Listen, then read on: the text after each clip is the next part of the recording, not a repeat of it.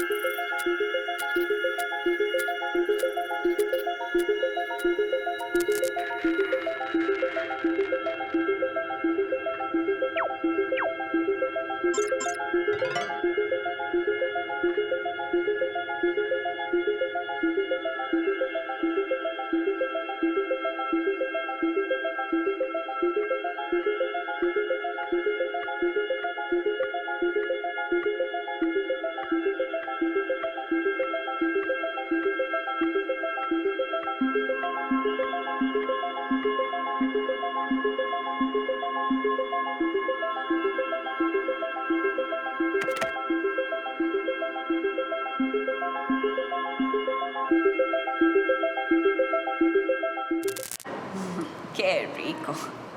Ahora nuestro documental también va a ser sobre comida. No, pero igual sería lindísimo estar en un espacio repleto de gente comiendo sus postres favoritos y leyendo poesía. Bueno, ya estoy lista. Estuve aquí. Sabrás que vine. Sabrás que estuve aquí. Dejé el rastro trasnochado de mi olor. No estoy más, pero sigo habitando los aposentos aciertos. En ellos mi presencia es para siempre. Estoy donde vos estás. Y después de tu sombra, después de tu soledad, te continúo. Te dejo el rastro trasnochado de mi olor, indicador, señal de mi presencia. Así sabrás que vine.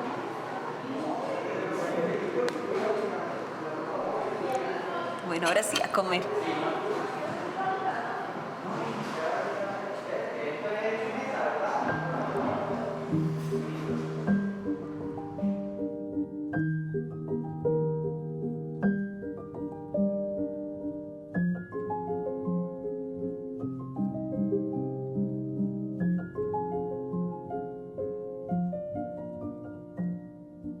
Arabela, bueno, muchas gracias por invitarme a tu casa y ayudarme con este proyecto. La verdad es que es muy importante para mí. Muchas gracias. Pues, Pasita, yo encantadísima.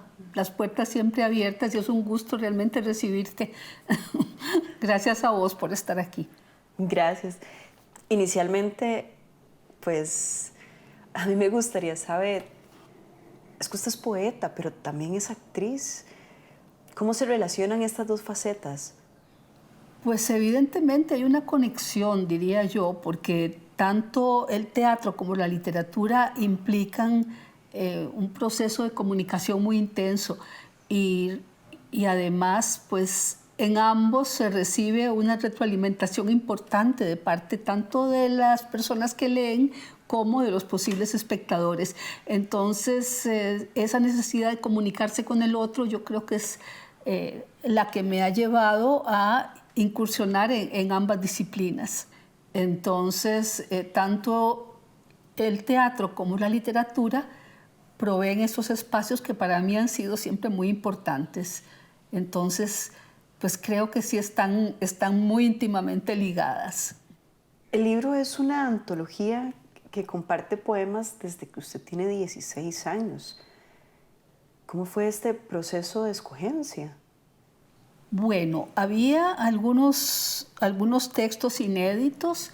Yo tenía muchas ganas de que fueran publicados porque fue una etapa importante en mi producción que yo fui dejando de lado, pero que, bueno, era desde mi perspectiva importante recuperar.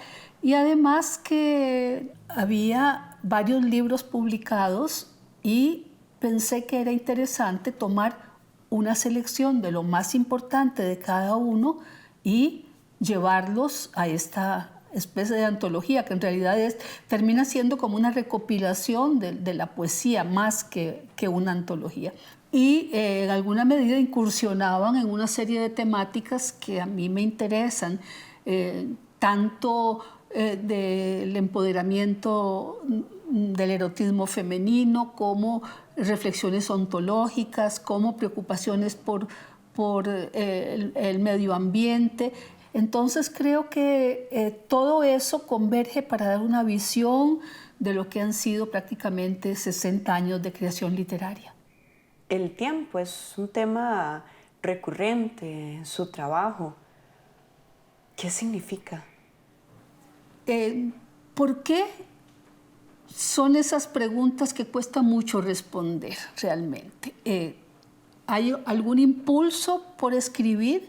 Y hay sí algunos temas que se transforman en temas recurrentes, pero muchas veces no es a propósito, no hay una voluntad, digamos, específica para escribir sobre eso, pero algo hay en la personalidad o en la necesidad de cada escritor, de cada escritora, de manifestarse en algún ámbito, y entonces se convierten como una especie de leitmotivs de su trabajo.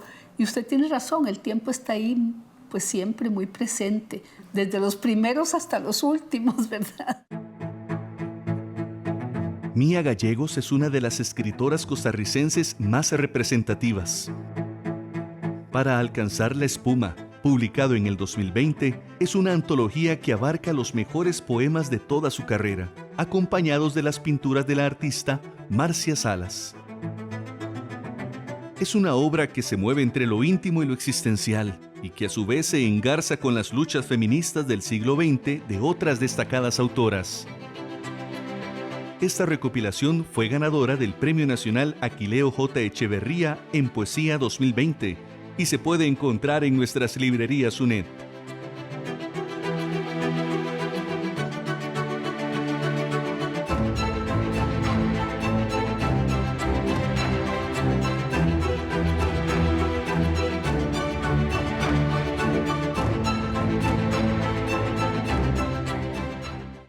Hay algunos poemas de su libro que realizan reflexiones sobre las propias sensaciones del cuerpo y la búsqueda del placer, no solo desde la sexualidad. ¿Me podría contar un poco más acerca de esta propuesta? Sí, hay dos vertientes. A mí siempre me ha preocupado, por un lado, que la mujer ha sido el objeto del erotismo del otro sexo y nunca se ha empoderado ella para reflexionar sobre sus necesidades y sobre su propio erotismo. Y aquí hay un tema que a mí me ha interesado y me ha conmovido especialmente. Está una nueva manera de acercarme y acercarse al estar erótico, a pensar en el erotismo como todo lo que nos mueve y nos conmueve en nuestro estar en el mundo. Y en cuanto a seres humanos y seres sensibles, pues en definitiva los olores, las sensaciones, los sabores, todo tiene un componente erótico desde mi punto de vista. Y en la medida en que entendamos eso, que tiene que ver con nuestras sensaciones y con las sensaciones del otro y de lo otro, entonces yo creo que vamos a ser más solidarios, vamos a desarrollar empatía con el resto de las personas y vamos a crecer como seres humanos. Arabela, a mí me gustaría preguntarle qué opina usted de las luchas feministas actuales. Pues yo creo que son imprescindibles. O sea, las mujeres hemos sido ignoradas sistemáticamente a lo largo de la historia y que las voces se escuchen y se levanten primero y se escuchen es fundamental, porque los problemas que enfrentamos las mujeres siguen siendo los mismos. En este momento estamos pues enfrentando situaciones muy, muy complejas, porque hay una normalización de lo que es el acoso sexual. Se considera aceptable que haya abuso, se considera normalizado el irrespeto.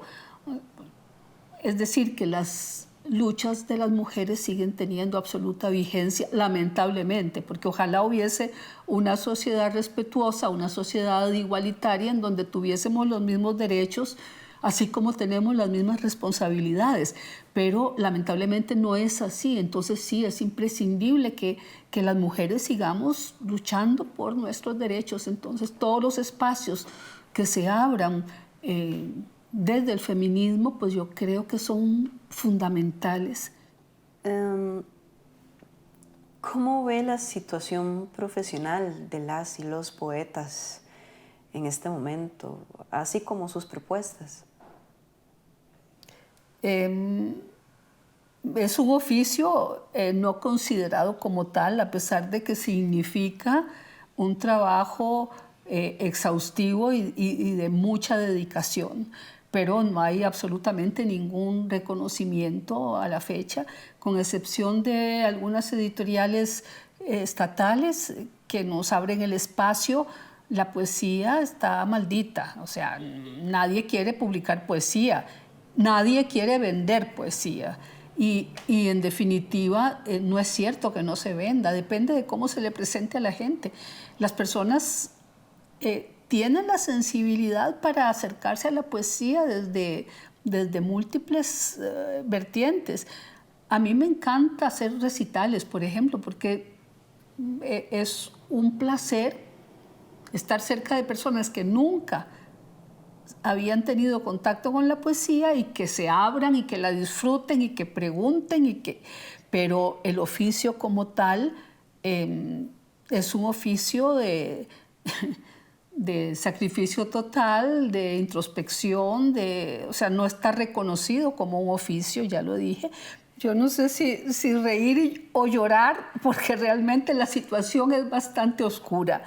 O sea, los poetas somos intrínsecamente necios, insistimos en producir, en trabajar, pese a que pues prácticamente es un oficio que no está considerado como tal y que requiere de mucho esfuerzo y de mucho trabajo y de mucha insistencia, pero pensar en que eso tenga retribución por parte del gran público, pues a la fecha no. Uh-huh.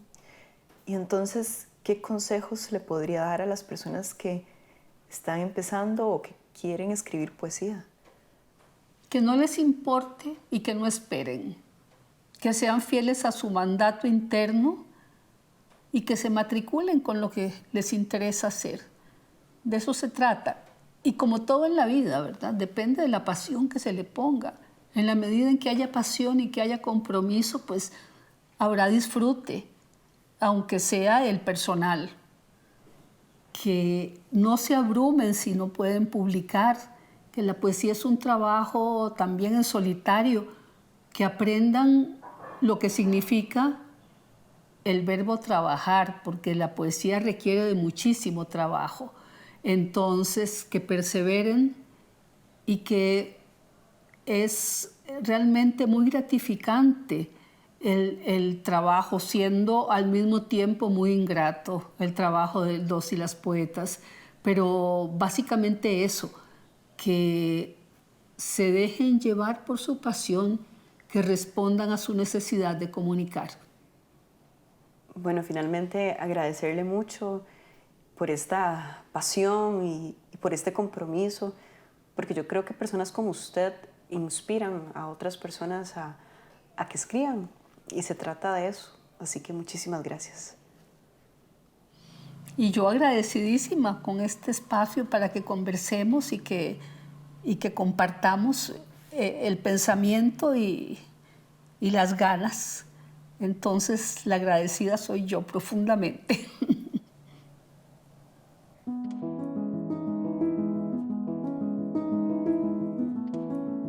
Soy del sol, pertenezco al calor con certeza irrefutable. El verano me reconcilia con la risa. La inclaudicable luz del sol va hilvanando la pasión y anega el pulso de la vida. Alrededor agua, pájaro, árbol, flor, doméstica efervescencia de la gente, surcos del viento contra el cielo, latido a futuro en el juego de los niños, el perfil de la fruta cuando madura y enfatiza su energía, la piedra y su disfraz de claroscuros, una más entre los cirios del verano. Sí, lo declaro sin pudor. El sol cierra las ventanas a la desesperanza. Soy del sol, estoy cuando el sol está.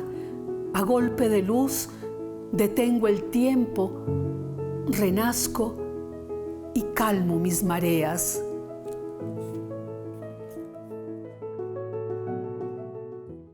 Documentos relativos a la independencia, tomo 1, compilados por Francisco María Iglesias, editado por Jorge Sáenz Carbonell y publicado en el 2020, es un volumen que comprende en su mayor parte las actas del Ayuntamiento de Cartago, relacionadas con la primera época de nuestra independencia y algunas de las más importantes de los ayuntamientos de San José, Alajuela y Heredia.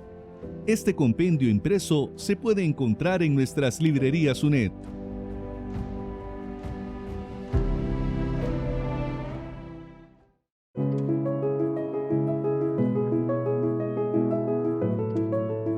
Alfonso, muchísimas gracias por permitirme entrar en su casa y ayudarme con este documental. Para mí es muy importante. Hay mucho que se puede hablar acerca del trabajo de Arabella, pero a mí me gustaría preguntarle, ¿usted qué opina acerca de estos poemas seleccionados en su libro Búscame la palabra? Es en realidad una antología que empieza en el 63, con las diferentes vicisitudes de Arabella Salaverry como poeta, como actriz, como directora, como gestora cultural, como madre de familia, como esposa y como profesora también. Es una búsqueda de ella personal, es un libro muy personal. Toda antología tiene, cuando se hace personal, ¿verdad? No la hacen personas ajenas al autor, pienso que lo representa.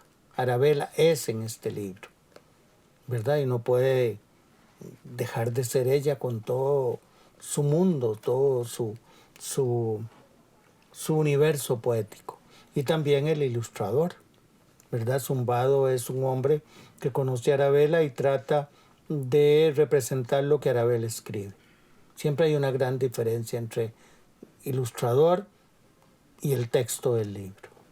Arabella tiene una visión integral de lo que es la poesía, desde 1963 hasta, dijéramos, el año entrante, que cumple un jubileo de tiempo en el cual ella ha escrito tantos libros que le permiten tener una antología. Esa antología también es una antología temática, no solo en los libros, sino también en las palabras. Ella descubrió un lenguaje. Pero el libro está ahí, como dije, desde el 63. Ella descubrió ese lenguaje, que es muy interesante porque además es un lenguaje hablado. Si ustedes ven la carrera de Arabella como actriz, como dirigente cultural, como directora de talleres, o las primeras veces que se hace en Costa Rica la poesía en voz alta, que es ir frente al mar y que la voz de las personas, ella y Adi y Sancho, eran una voz tan potente que el mar se callaba a oírlas a ellas en Limón. Y ellas estaban en un arrecife. Hay unas fotos muy lindas de Arabella en unas piedras que valdría la pena también recobrar. ¿Por qué cree usted que es importante leer el trabajo literario de ella? Bueno, podríamos decir también, agregando, que son ellas, ¿verdad? Las grandes escritoras costarricenses, en las cuales está incluida Arabella, que podría ser Eunice Odio, Ninfa Santos, Sol Arguedas, Mayra Jiménez, Ana Antillón, hasta llegar a Arabella, que es la culminación de la poeta contemporánea mujer al recibir ella el premio Magón, o el Premio Nacional de Cultura, por la labor de toda su vida. porque de los 16 años está haciendo cultura, ¿verdad? Ella era pues una directora muy clara de lo que es la poesía en voz alta, de la poesía de la negritud del Caribe y sobre todo buscando sus raíces propias en el territorio nimolense. Estoy hablando de 1962. En adelante la relación, hay que recordar que Arabella es hija de Nena Pardo, que es una figura emblemática de Limón, ¿verdad? De la meseta central, pero básicamente una mujer que amó a Limón y que también escribió. Y bueno, para usted, ¿por qué es importante que las personas y también las personas jóvenes principalmente continúen leyendo poesía en este momento? Bueno, yo no creo que sea importante, yo creo que es necesario que la gente lea poesía y no vamos a meter de alguna manera el momento actual de la pandemia, la guerra, la política, sino que la poesía es eterna. Es decir, los liberales crearon los primeros poetas en los años 90 del siglo XIX. Y luego vinieron los poetas costumbristas realistas que definieron un lenguaje, que Lisímaco Chavarría, Aquileo Echeverría y por supuesto Jorge de Bravo. Siempre estuvo sobre nosotros don Isaac Azofeifa, que era el poeta costarricense universal, latinoamericano, ¿verdad? Para decir poetas que tienen un reconocimiento grande. Y pienso que Arabella está en la línea, dijéramos, ya lo planteé, de las grandes mujeres escritoras, empezando por Eunice Odio, por supuesto. Alfonso, pues muchísimas gracias, de verdad, porque yo creo que su aporte puede ayudar a entender muchísimo acerca de cómo está constituida la literatura costarricense y en este caso la poesía. Así que muchísimas gracias. Yo creo que leyendo el libro, ¿verdad? Que es un libro singular, raro, ¿verdad? Y muy arabelesco, como decimos nosotros, la gente va a entender toda una época de la poesía costarricense en la cual se ubica, que son esas 50, pueden ser 70 poetas que ella descubrió en su último libro, que es una antología, y en la cual está incluida ella y otras grandes escritoras, ¿verdad? No la estoy segregando porque hay escritores hombres y hay escritores mujeres unidos todos. Entonces creo que nadie haría una antología que fuera poetas hombres de Costa Rica, pero Arabella sí es capaz de hacer una antología que se llama Poesía escrita por mujeres en Costa Rica. Muchas gracias a ustedes y les deseo suerte en esta nueva aventura de la coma y el punto. Gracias. ¿Qué está ocurriendo? ¿Por qué tantas aves chocan y mueren contra las ventanas de nuestras casas y edificios? ¿Por qué ya no saben volar de forma segura? Estas preguntas quiere responder ¿Quién golpeó mi ventana?, de Rosemary Menacho. Este libro de literatura infantil, publicado en el 2020, y que incluye actividades complementarias para ser desarrolladas por los lectores, ayuda a prevenir las colisiones de las aves contra ventanas, las cuales ocasionan la muerte de millones de pájaros en todo el mundo. Encuentre este asombroso libro en nuestras librerías UNED.